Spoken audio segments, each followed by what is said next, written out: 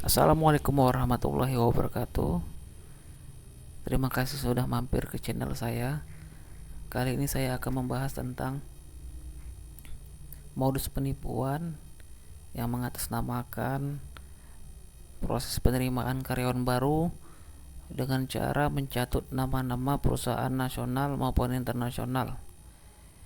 Biasanya di sini penipu mencoba menipu calon korbannya dengan cara meminta uang dengan cara transfer sebagai pengganti akomodasi, tiket perjalanan, penginapan selama proses penerimaan karyawan baru tersebut.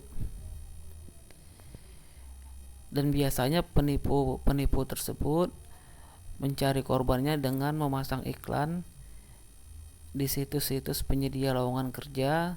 Saya contohkan di sini Jobstreet. Nah, dari iklan-iklan tersebut mereka mendapatkan data-data calon korbannya, kemudian mengirimkan email, formulir pendaftaran atau formulir penerimaan karyawan baru yang hampir mirip dengan perusahaan-perusahaan yang mereka catut namanya. Biasanya mereka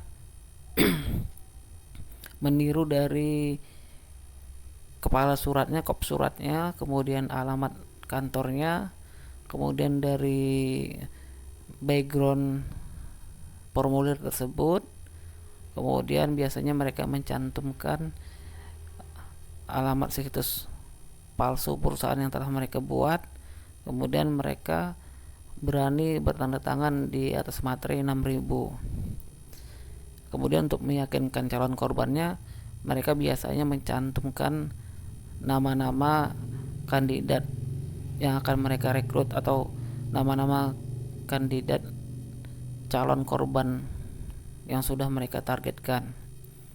Nah, biasanya di sini berisi hampir sama dengan proses-proses rekrutmen perusahaan yang memang benar-benar real, nyata ingin merekrut, terdiri dari mulai posisi, kriteria, kemudian ya bermacam-macam lah, hampir sama seperti perusahaan-perusahaan real yang ingin merekrut kandidatnya. Nah, untuk membedakannya di sini adalah mereka biasanya menghubungin calon korbannya itu menggunakan nomor handphone atau mereka memberi SMS pemberitahuan ke calon korbannya.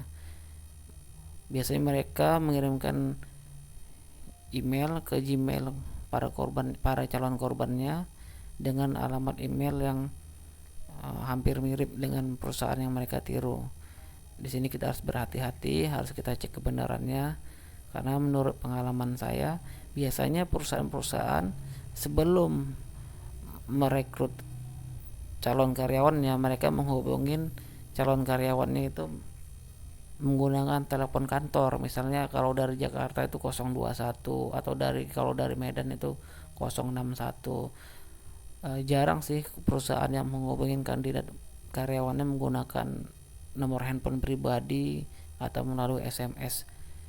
Paling tidak perusahaan tersebut mengirimkan email pemberitahuan bahwasanya kita ini diundang untuk proses rekrutmen, dan email tersebut biasanya bukan email gratisan seperti email Gmail, tapi email yang memang berbayar, mencantumkan nama misalnya Pertamina.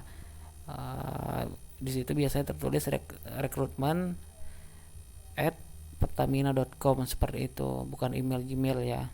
Nah, di sini kita harus berhati-hati atas modus-modus penipuan seperti ini. Apalagi sekarang ini kan mencari pekerjaan susah. Jadi kita harus benar-benar waspada dari pihak-pihak yang memanfaatkan momen-momen seperti ini. Saya saranin untuk para pencari kerja untuk tidak buru-buru melakukan transfer. Ini harus diteliti dulu benar-benar, dari mulai alamatnya, kemudian situsnya.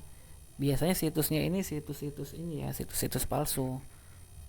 copyrightnya tidak ada. Itu salah satu cara membedakannya. Kemudian di sini biasanya menggunakan bahasa-bahasa yang tidak baku, bukan yang terdapat di dalam Kamus Besar Bahasa Indonesia. Ada campuran-campuran bahasa-bahasa yang digunakan masyarakat Indonesia sehari-hari, bahasa pasaran misalnya. Nah, di sini cara membedakannya. Kemudian di sini mereka menunjuk travel perjalanan. Kemudian menyarankan kita untuk mengirim uang melalui transfer terlebih dahulu. Pengalaman saya sebagai karyawan yang pernah direkrut oleh perusahaan, biasanya perusahaan real itu, perusahaan nyata itu tidak pernah meminta transferan. Misalnya saya diundang untuk proses rekrutmen, itu biasanya mereka memberitahu bahwasanya mereka akan merekrut. Kemudian mereka memberitahu juga bahwasanya rekrutmen akan dilakukan di suatu tempat. Misalnya saya di Medan, kemudian rekrutmen ada di Jakarta. Nah, biasanya itu terjadi kesepakatan. Misalnya biaya tiket pesawatnya kandidat yang menanggung atau perusahaan yang menanggung. Dan itu dilakukan biasanya dengan cara reimbursement atau proses penggantian. Jadi uang kita digunakan terlebih dahulu, kemudian ketika kita diterima nanti uang kita dikembalikan, atau diterima atau tidak diterima tiket pesawat mereka perusahaan yang menanggung gitu. Nah, biasanya perusahaan-perusahaan tersebut memang yakin terhadap kandidat yang akan mereka rekrut. Itu saja dari saya tentang modus penipuan yang mengatasnamakan perusahaan-perusahaan dengan dalih pengiriman uang secara transfer, dengan dalih ongkos akomodasi tiket perjalanan. Semoga para pencari kerja lebih berhati-hati dalam mencari pekerjaan.